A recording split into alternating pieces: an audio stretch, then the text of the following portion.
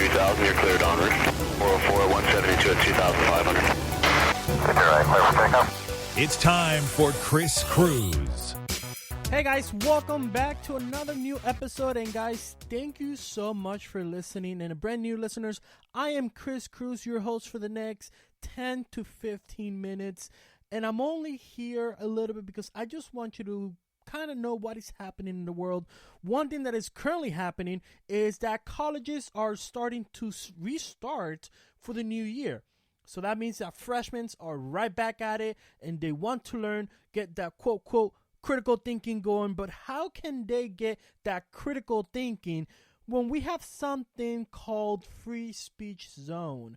So it looks like on Thursday afternoon, an administrator at Clemson University in South Carolina forced a man that was praying on campus to leave because he was not praying on a free zone.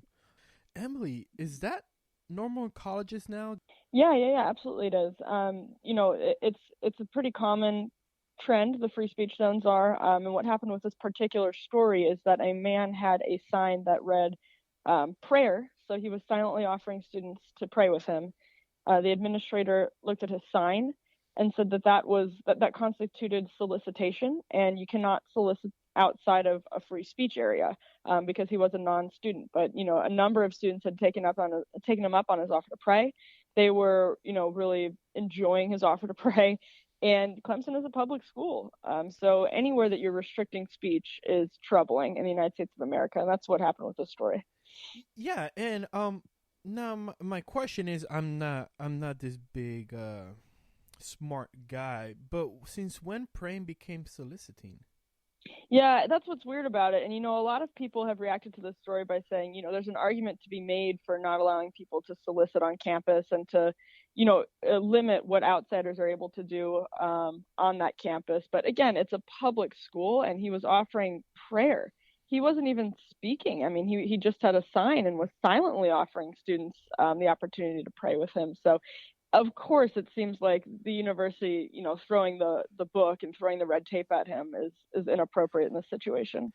The whole free speech zone that's like the thing that is bothering me, because shouldn't the entire campus be a free speech zone?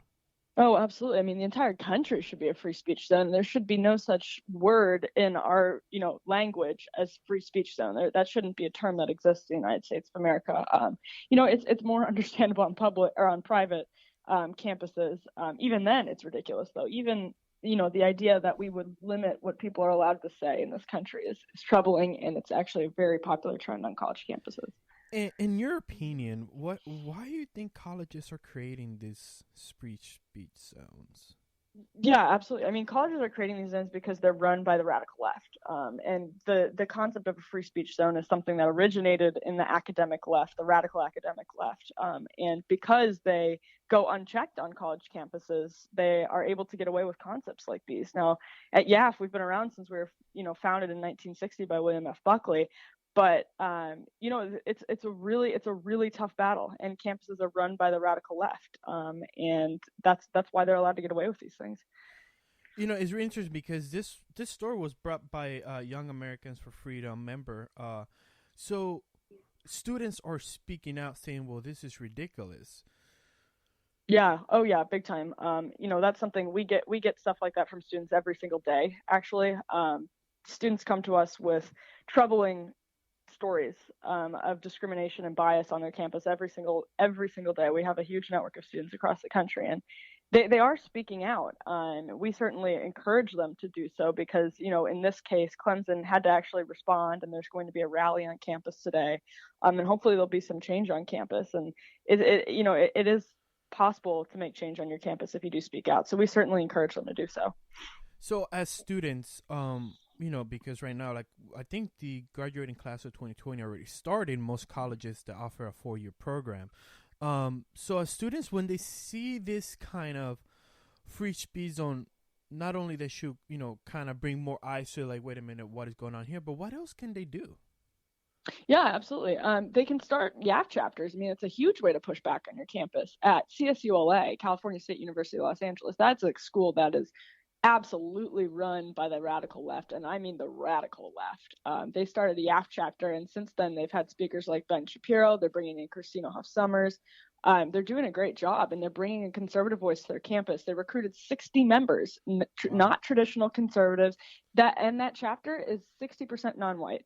Wow. It's very made up of a lot of Hispanics, a lot of African Americans. It's just amazing what they've been able to do on their campus. So if you start to organize, you can really make change. Tell us about YAF, since you say, let's start a YAF chapter. Yeah, absolutely. So Young Americans for Freedom was founded in 1960 at the home of William F. Buckley. We've been around since then. Ronald Reagan served on our advisory board. YAF merged with Young America's Foundation in 2011. Young America's Foundation was also we preserved the Reagan Ranch. We had a very close connection with Ronald Reagan and with William F. Buckley. We've been around for decades. We help students fight back on college campuses through YAF chapters, through our speaker series. We help students bring speakers onto their campuses. We're behind the Ben Shapiro lectures. We bring Newt Gingrich, Allen West, Dinesh D'Souza. And we have conferences. We have the best conferences in the conservative movement for young people. So we just really recommend any young conservative get involved with us to better equip themselves to fight for our ideas. Yeah, guys, it's really interesting. If you're in college or a college student, or if you're a parent, I'm telling you guys, go to YAF.org, because they can equip your children and yourself on how to combat all this leftist propaganda that is kind of messing up our country. Emily, where can they find more information, and how can they contact you? Yeah, absolutely. You can contact us through our website, www.yaf.org, or you can call, we call it the Freedom Hotline. You can give us a call at 800-USA-1776. Just ask for me. I'll be happy to chat with anyone who wants to have a conversation about what they can do. Emily, thank you so much for joining us. And guys, you heard it here. If you want to get in contact, or if you want to get in control, because that's what we're missing. We're missing here people that are willing to get ahead of the curve and control the narrative. That's one of the things I always learn about the left, is they really know how to control the narrative, and we suck at controlling our narrative. So let's do this. Let's all come together and go to this website, yaf.org, and let's start kicking some butt, because free speech zones, are you kidding me?